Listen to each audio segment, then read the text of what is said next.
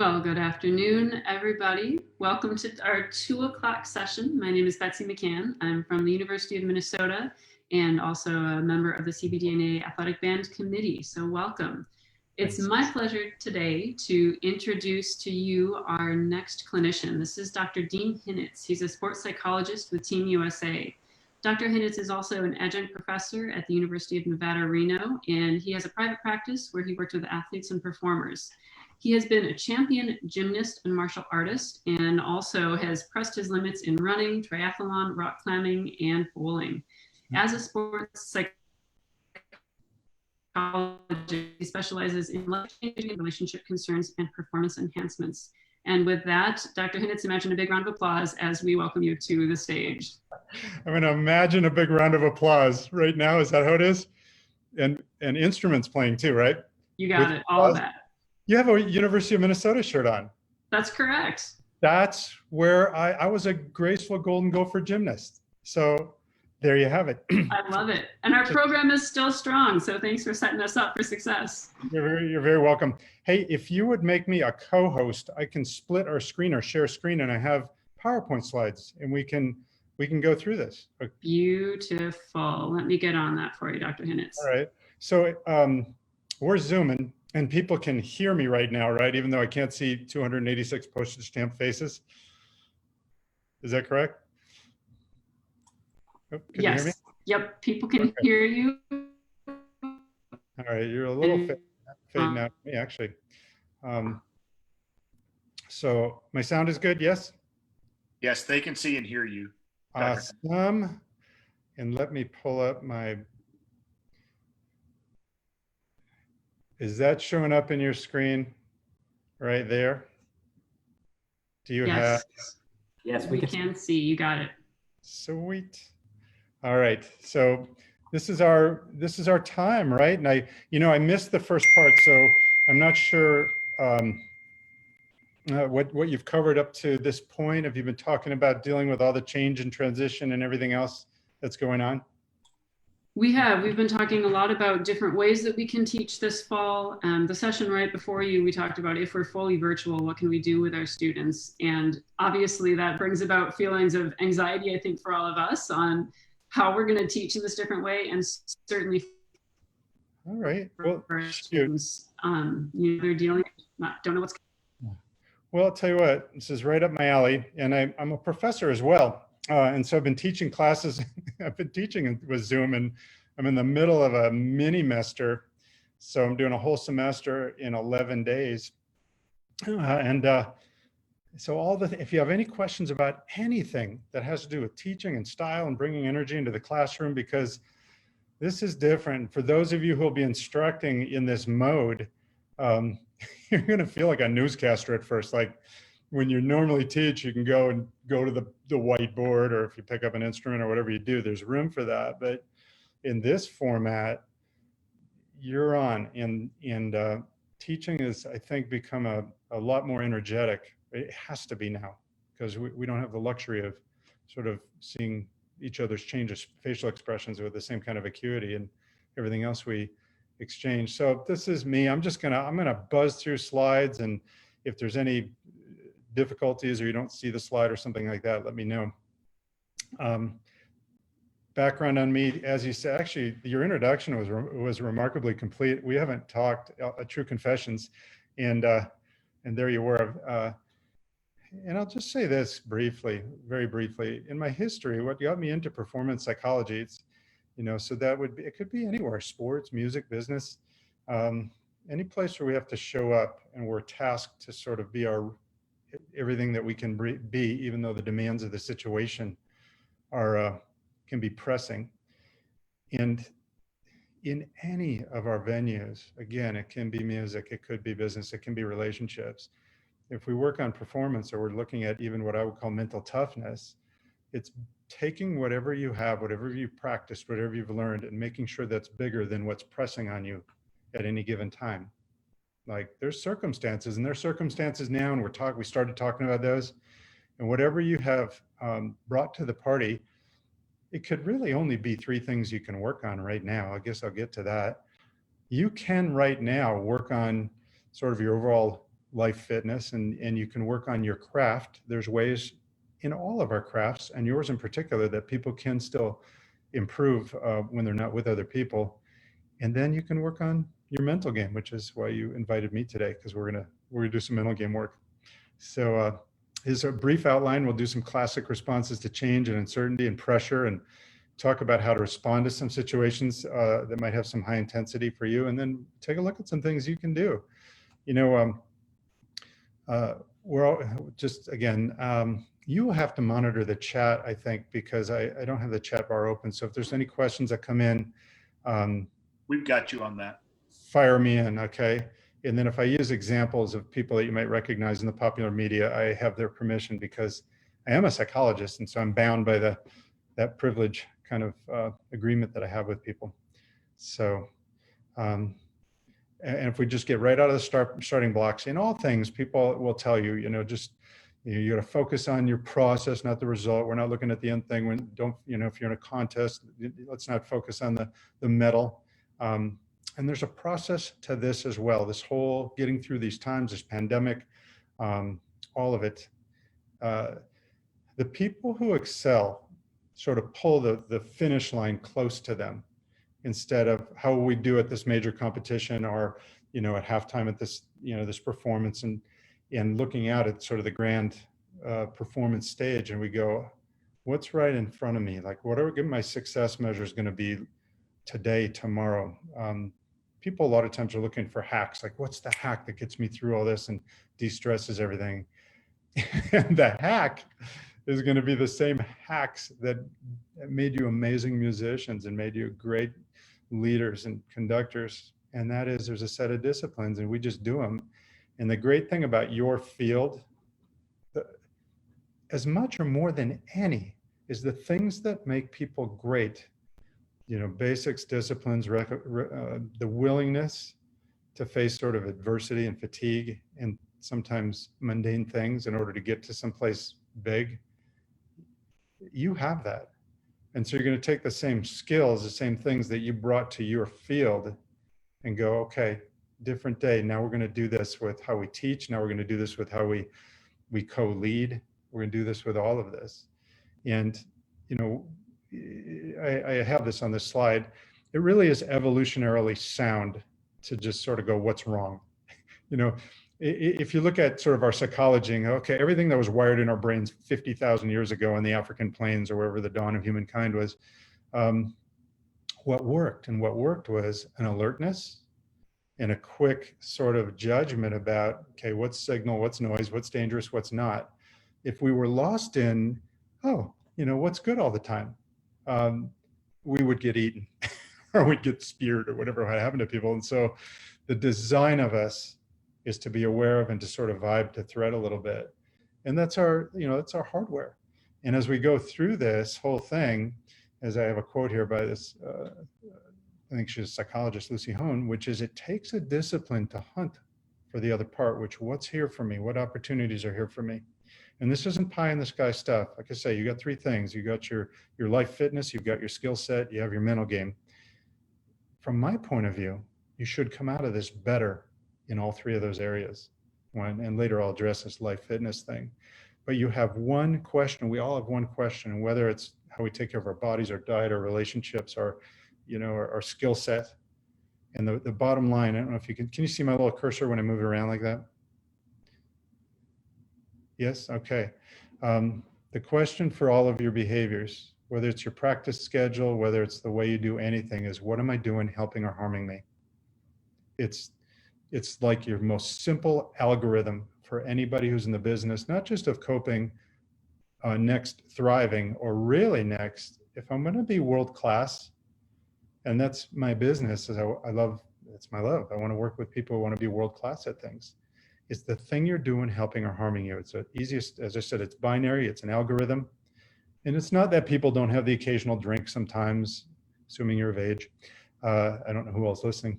And it's not that sometimes we don't have that piece of cheesecake, the whole thing. We do that, but those sort of, if you're awake to it, you do the compensatory things that sort of square things up. And if you're not awake to it, you have another one. and world-class people. I've had the chance to work with people who are the best in the world in a number of disciplines, some of them athletes and some in your field.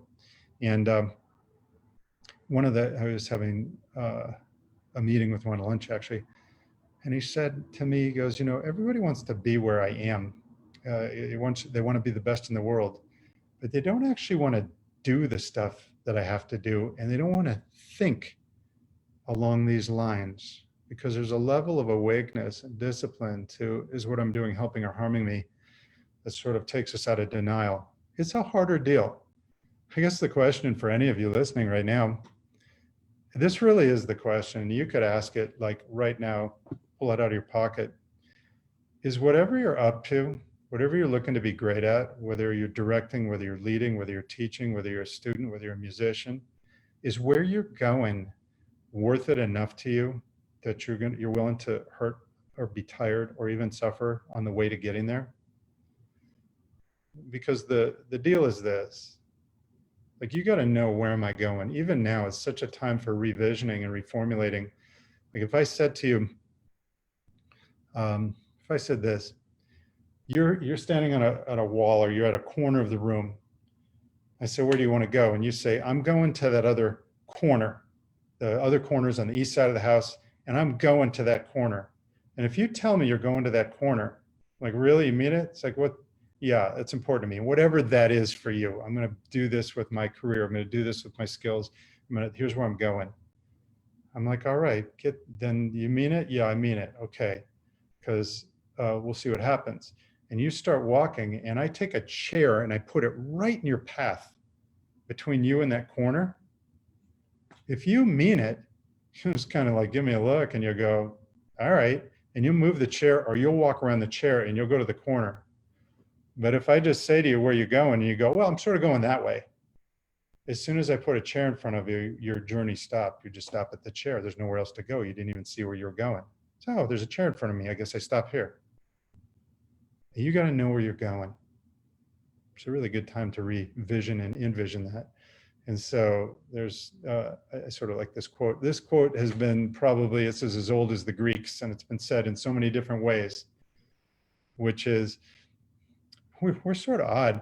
As far as we know, we're the only animals who can become angry with a thought, or anxious with a thought, or loving with a thought.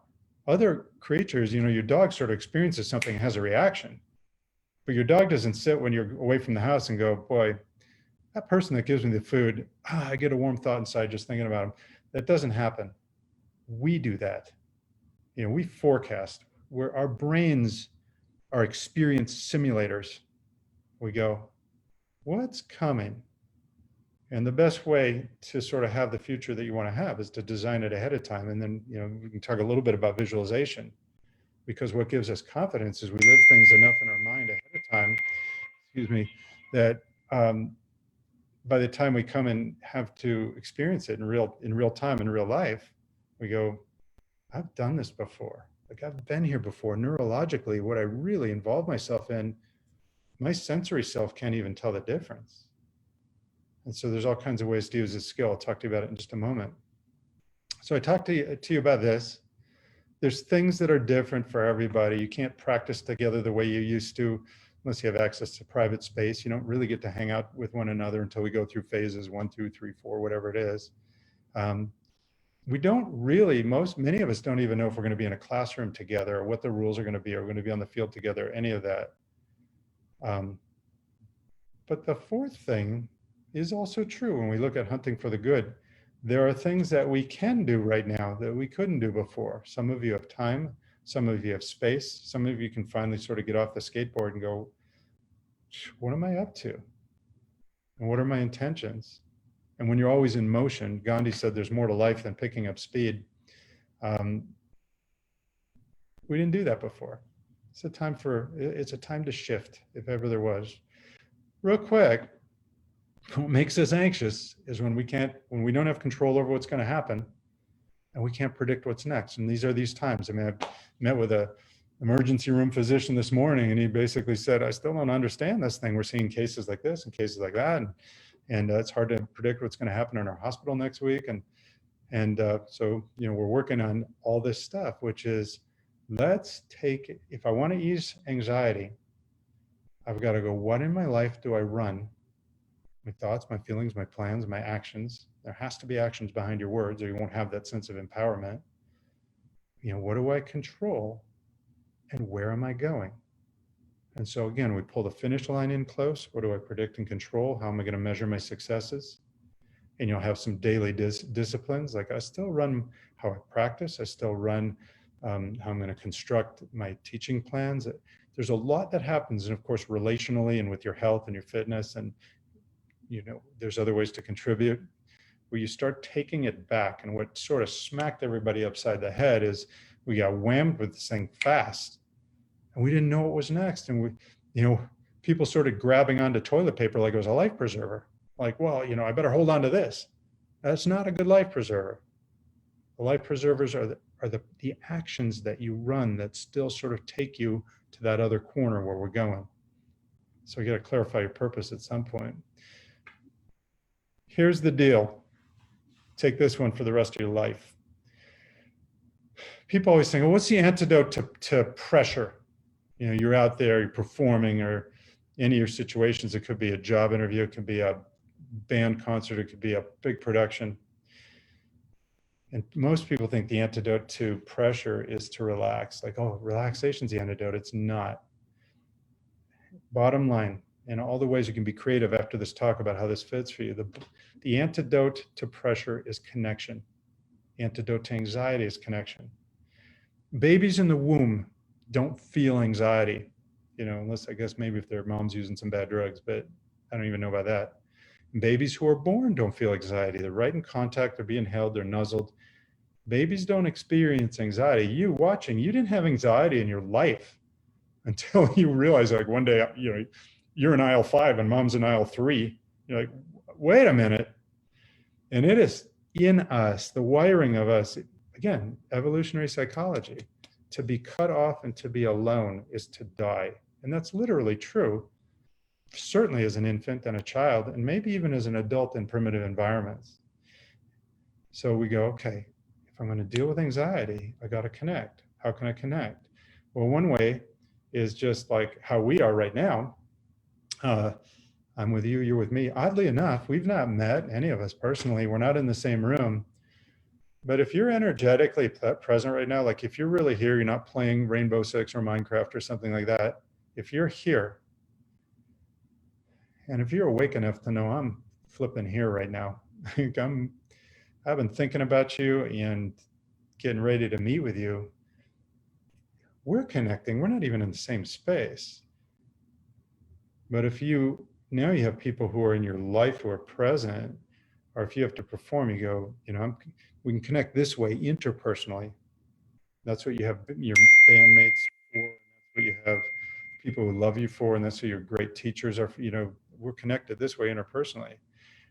But if you've ever been in flow, if you've ever been performing or playing, or even playing on your own, and you just all of a sudden you hit that flow state, like, whoa, like music just started. You're not playing music, music's playing you. Like it's coming through. Have you ever just played and it's like part of you could just watch? It's like, oh my God, like that's coming through my instrument. I'm the instrument. Life's coming through me. And when you have that, you have two things. You have profound connection with yourself, like your real self. Like babies and kids, little kids, they don't go, oh, I wonder how I can drink this milk bottle and it looks good. They just grab things and they go and they're organically pure. Later, we learn how to do things properly. And that's when the choking starts, right? But when you're in your true self and you're like, I'm just coming from my soul, that's intrapersonally. And I'm not even in the environment right now. I'm creating the environment. And this other thing we call transpersonal, and that for those of you who have some sense of spirituality, really the synonym for that for me would be the word connection. When you feel, and that's why people sometimes, that sense of I'm part of all of this. And I'm not sort of in free fall on a spacewalk and I'm not tied to anything. And so whether you feel connected with your mates, whoever those are, whether you feel connected with your real self or whether you're connected with your spiritual self or, you whatever, however God is for you, or the universe, whatever language you use. Connection mathematically with certainty reduces anxiety. As awful as it is, like in this Russian sub that went down some years ago, sailors died, tragic thing. What do they find with these sailors? Their very last thing were notes to the people that they loved. Their final moments to sort of deal with life and to deal with what they were going through were notes of connection. That is what we do to find our place. If we don't have it, it is a spacewalk with no tether. And free fall is way worse by a million than feeling like you're on belay, climbing on belay, right? Somebody's attached, something's attached. I'm connected. It's your way through. That'll be your life thing, okay? Quick comment about this. Whatever happens with you, it has been your thing. Some people have intrusive thoughts. Some people are sort of scanning. Some people just shut down and they can't process or receive new information. Sometimes it's amping up, and sometimes it's just damping down. And if you're having any of that, welcome to trauma, which is some sort of wounding that sort of has us reflexively have to deal. And whatever you're experiencing, there's no possibility that you're having thoughts and feelings that aren't shared by like a lot of people. We're in this thing, all right? We're doing this together. So here's my question. Here's the big one. Okay. Are you smarter than a rat? You.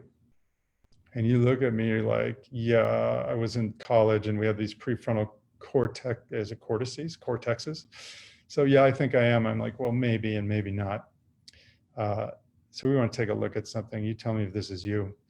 And I wonder if I can add a whiteboard to this. There's got to be a way. What do you think? There's a way to add a whiteboard, yet another share like whiteboard, is there? I thought I found something like that. Can you tell me? Add another screen, draw.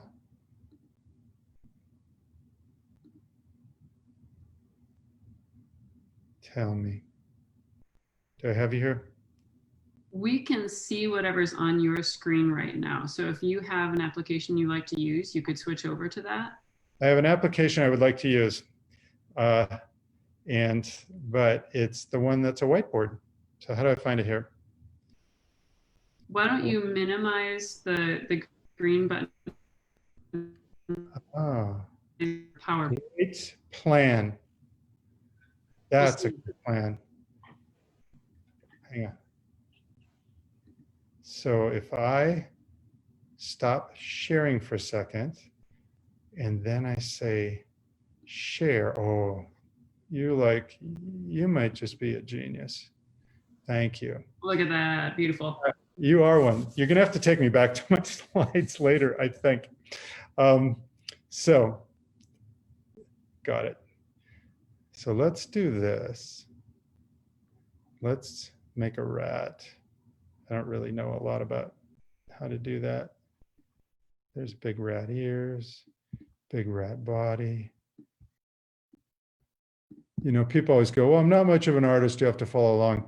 But I think I'm a really good artist, actually. There's a rat nose. So if this doesn't look like a rat to you, it's you, not me. That's a great flipping rat. So here we go. So we're going to take, that's a rat, all right? We'll give the ear some texture.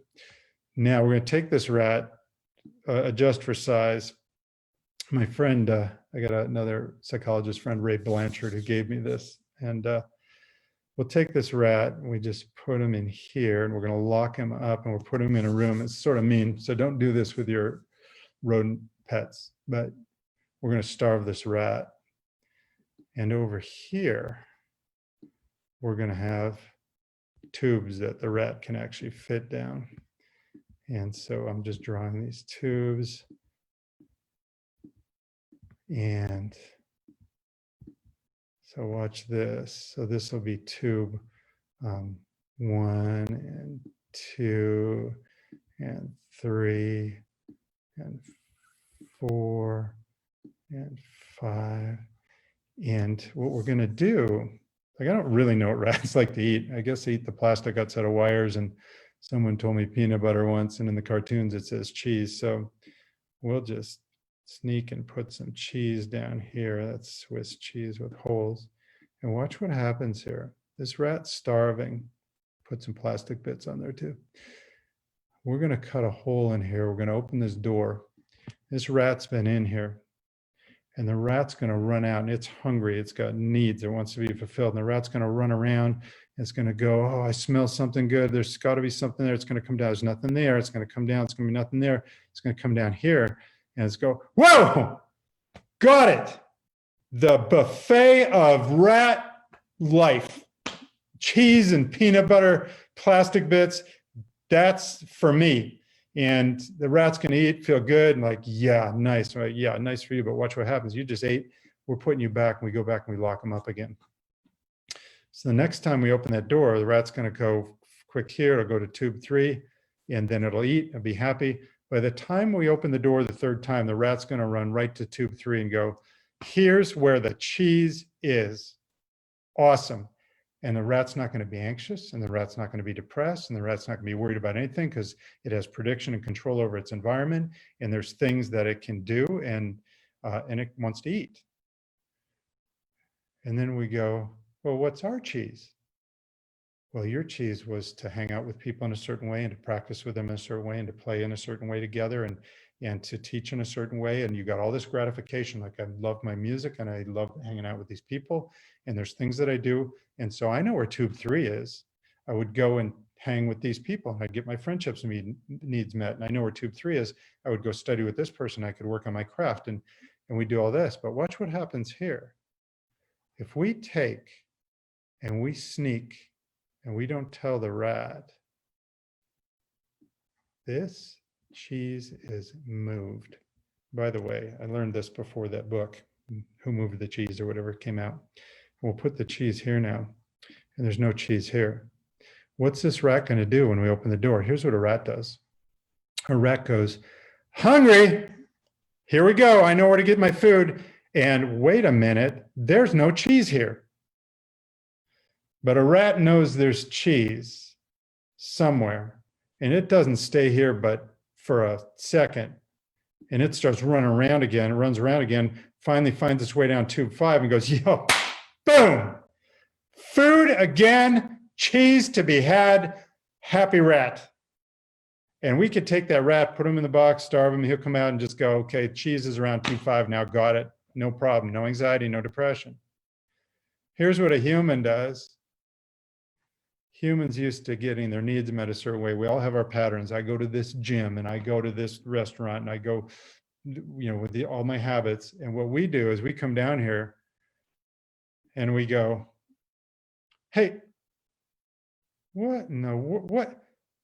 Hey, Barry, does it have a 3 at the top of this tube? Because there's supposed to be food here. Gary, could you look around? Is there you see a number? Who do we call about the cheese situation around here? Because there was supposed to be cheese, and it's not here. And somebody in management, or at least in the university administration, they need to do something about this. We were promised cheese, and I'm not moving till somebody finds where the cheese is. And a rat will do what works to get its needs met and to adapt. And a human will go, this is supposed to work, and we'll live in shoulds, and we'll make ourselves anxious and upset and go, this was supposed to work, and where's the flippin' cheese? And the rat's over there eating. And what I'm saying to all of us, and you got to dial in for this, that cheese has moved. Our lives are different. It's moved. And everybody goes, I can't wait till life comes back to how it was. It's never coming back to how it was. For one thing, everybody's going to start washing their hands, which I think is probably good. All right. And some things are never going back. And I would love, how would I love to be in the room with you right now? Like a lot, a ton. But here we are, and we're doing it this way. And I'm like, well, what has just happened because of all this? When we talk about sort of hunting for the good, I get to be with you. And actually energetically, here we are, same space. The cheese has moved. I better learn how to teach this way because it looks like I'm going to be doing a lot of it. And I was at a world coaching conference last September. Well, the next one I might be doing this way. So the cheese has moved. I still want to present at that conference when they do it again. Cheese has moved. I better learn this technology. Today you taught me how to get on a white screen. The cheese has moved for how I have coffee with people. I actually have morning coffee on Tuesdays with my buddies on flipping Zoom. And later, when we go to Starbucks again, which I guess will be soon, we're going to be sitting 8 feet apart or whatever it is. How am I going to get my needs met? Because it's changed. The cheese has moved. How am I going to get my interpersonal needs met? How am I going to express my spirituality? If you go to a house of worship, that's changed. If I want to contribute to my community, that's changed. If you want to make a lot of money, that's changed. The cheese has moved. And you're either going to stand at the bottom of tube 3, or you're going to be somebody who goes, no, let me find it. Your needs haven't changed at all. And everybody's got them. The way to satisfy them, that has. All right. So let me get out of this and see what happens now. So now if I stop share, and then I go share screen, and then I say that, oh, we're home. All right. All right, hang on. Now, why is it not moving for me? Maybe I got to do it a different way. Let me do it that way. So think about this. Here's your metaphor. If we're gone to a new place, we just have gone to a new place, new school year, a new part of 2020. And if you were moving houses, and you really would do this, you'd go, okay, hey, let me look around this house. I'm moving. What am I keeping? It's time to throw some things away. I've got folders I've never looked at. I've got clothes I haven't worn in 2 years. What am I going to throw away? What am I going to change? And what am I going to add to this new place? And your life is your house. And at this time, my fear for a lot of us is we'll come out of this sort of hanging on to the old house, and you won't have grown, you won't have changed. You'll be sitting there in that old tube.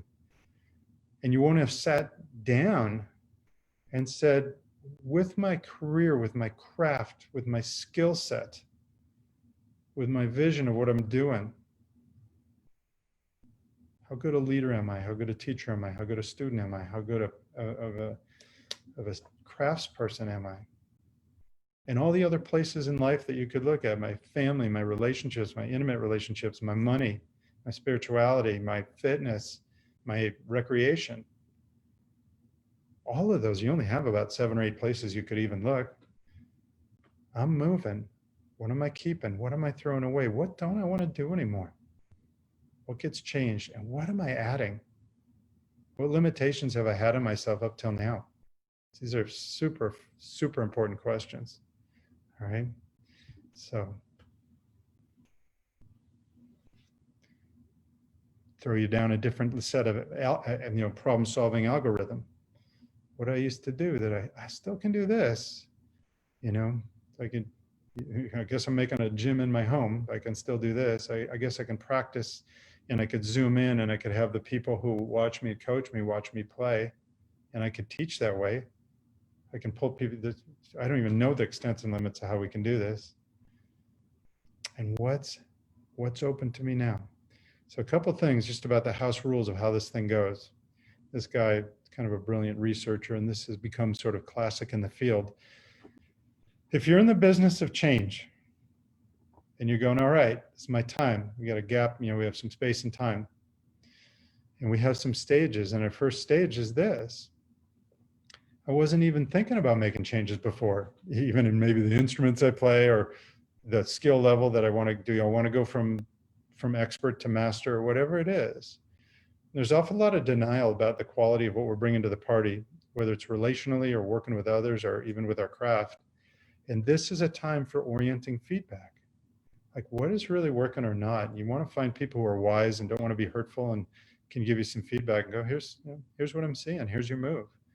Find out what you know about in your mental game, your physical game, the way you relate to others, Here's the rule of thumb in all things, and particularly in music. I'll tell you this, and you know this as a musician. What you're aware of, how you move, how you breathe, how you exhale, how you adjust, the parts you're aware of, you can shift. But there are parts of what you're doing that you're not aware of, you can't change them. If you had a stringed instrument, even where your elbow is in space, you may have it strike a certain tone, and someone will say, you're not holding your arm in a way that's going to have the maximum sort of resonance. But if you don't know where your arm and your elbow and how tight your fingers are, if you don't know how hard you're squeezing, you can't adjust it. But as you start to get feedback, you go, oh, I'm supposed to hold this thing like I'm holding a sparrow, not like I'm gripping a 10-pound hammer, right? And as you become aware of your grip pressure, you can adjust it. If you're not aware of it, you're stuck with it. That's for every part of your life. This is a time for feedback. And then you move to the next stage, which is contemplation, which says, all right, there's some risk here. I'm going to leave the familiar. I'm going to try some things new, and I'm going to stink at it a little bit, or I'm going to sound awful, or I'm going to make some mistakes, or I'll knock things over with my tail and I didn't know it. And you go, what's worth this to me? And many people never make it past this. The risk, what's hard, what's anxiety provoking when things aren't certain about where we land, not knowing our way. People stop here a lot when we don't grow, when we don't change, right? And here's your questions right there. These are the key questions for this stage. So in order to move past this, if you're going to do that, you have to get your tool set. What coaching am I going to get? What feedback am I going to get? What instruments am I going to get? What do I need to put together here? And what is so important, not just the resources, I should have added another question here, is not what makes me think I can do this? Your question is, given who I say I want to be, given what I say I want to do, where I want to go, why must I do this? If it's learning a new skill set, if it's improving yourself in any way, if it's adjusting to where you are. Because look, as we're going here, and as you're studying our process, all of a sudden you're taking life back, and your life isn't dependent on a governor's proclamation, and it's not dependent on what happens and what the CDC says about anything. You'll be smart about that. But here we're taking control again, and we're saying, yeah, I'm empowered to make some choices about where I'm going. And I can use this formula to predict what's going to happen next, because I'm going to do this. I'm going to get my feedback. I can get a new instrument online. I can do wherever it is you're doing, whatever. And then here's the thing. We stumble, we fall. Diana Nyad, who swam from Cuba to Miami, has 53 hours in the water, which is, I think, a long time. I don't think I've ever been awake for 53 hours, and she had like a mile of ocean under her. And I watched her talk afterwards, and my favorite part of it, because she went through a lot of these processes, is she said, I didn't just say I was going to do this. She took 5 runs at it, almost got eaten by sharks and killed by jellyfish, and she just kept going. It's not something I'm recommending to all of us.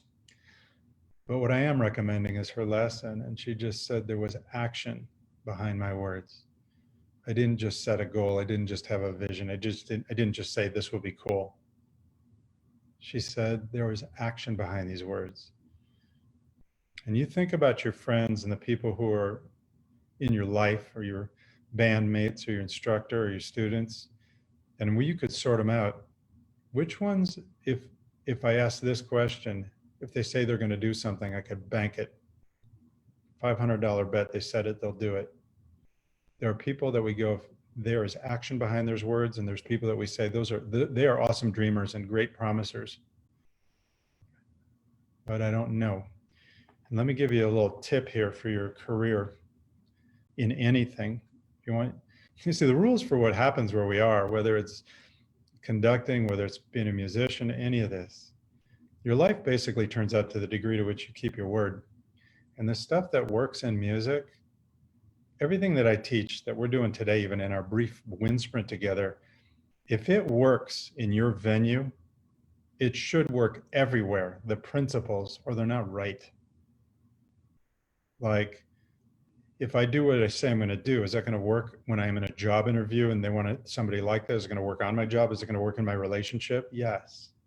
What works in music, the disciplines, the repetition, what builds confidence is this: dial in to, even if you're daydreaming, come in for this moment.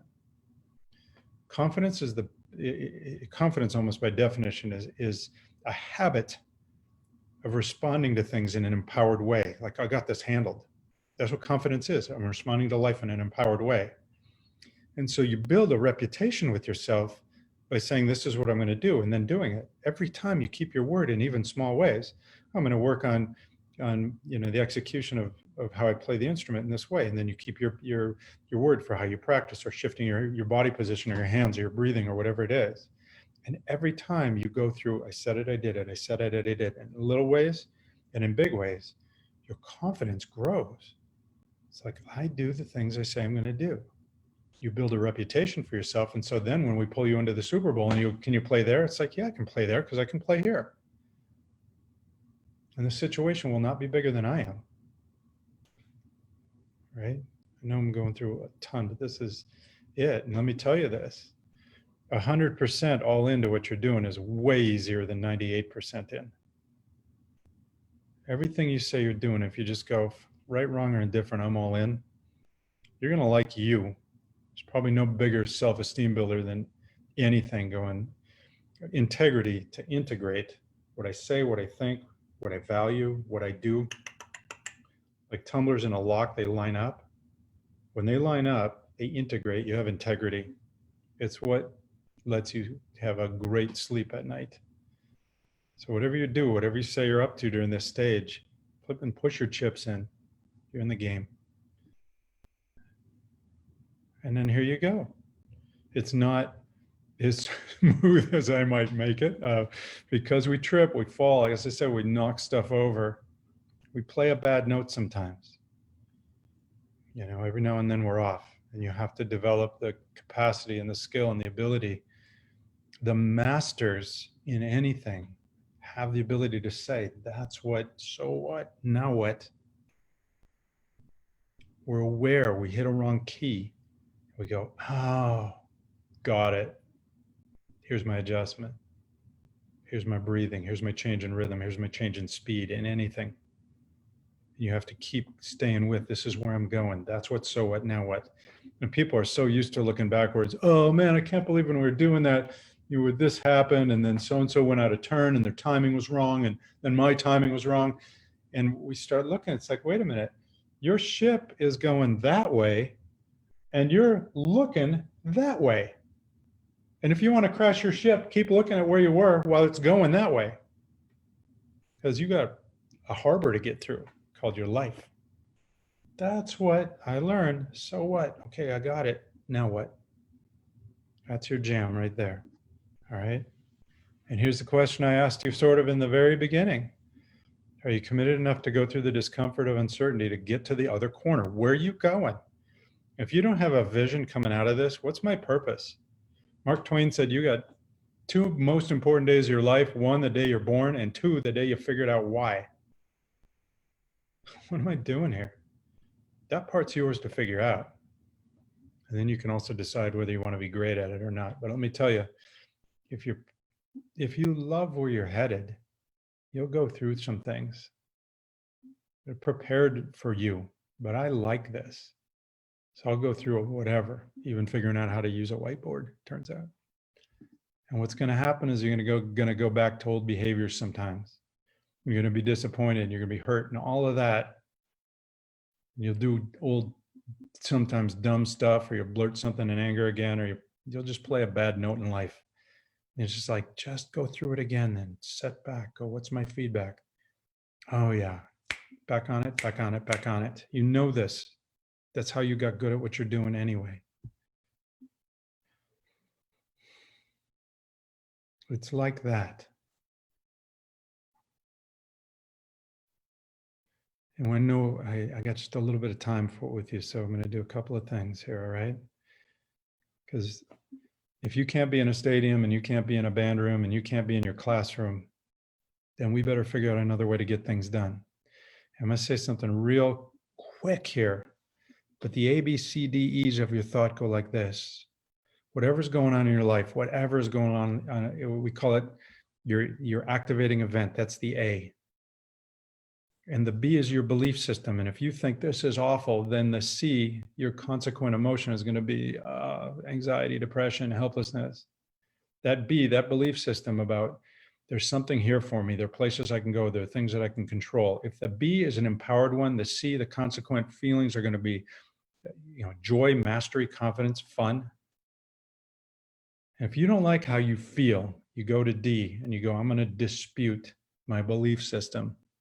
I have a prism that I'm looking through things. And if I put on these green glasses and everything keeps looking green, I better take a look. Is everything really green? I'm going to dispute this. This isn't all awful. I don't think this pandemic is all awful. I might be fired right now, but I don't. I think it's economically like, oh, yeah, it's terrible for people. And I think some of the health things are terrible. And I know people have gotten the thing. And I'm not, of course, who would be a fan of that? But it has been a time that I've seen people reconnect. I have found friends again that, they've been lost to me. There've been other, as I said, there's growth possibilities. And so whatever you're feeling, you got to go, this isn't just sweet talking yourself. It's not Stuart Smalley, I'm beautiful, I should feel good. It's not like that. You have to come from a place of sincerity. But what is another way to look at what's happened? It's not terrible when you blow a note during a recital even. It's just like part of the process and nobody cares. They care whether or not you carry it off and keep going and play with heart. And E will be your new emotion if you've adequately sort of questioned your automatic belief systems. All right. Let me do one more quick thing with you here. Well, take a look. You can read this. What would you have done if no one laughed at you? Take another shot. The purpose now, develop yourself, develop your character. We're paying a big ticket. All of us are taking hits. Don't flip and waste it. And it takes more energy to make a change than whatever's holding it in place. So that old physics thing, you're going to have to take to get an object in motion. And lastly, we go like this. It's changed. The cheese has moved. But you're here and you're tuned in. I got to believe that you're signing up to have something great happen. And that's me right there. So it's just my name at Gmail, or I have this other website. I got to meet you today. So this, I want to thank you. It's been a privilege to just, first time ever, we all got to hang out and get to be with my gopher pal. And I know we got universities from all over the place, but I want to acknowledge you for being here and for taking on this seminar and doing everything you're doing, and express my gratitude. And we'll pull to a close. If there's any questions, great. And if not, some of us will be in touch.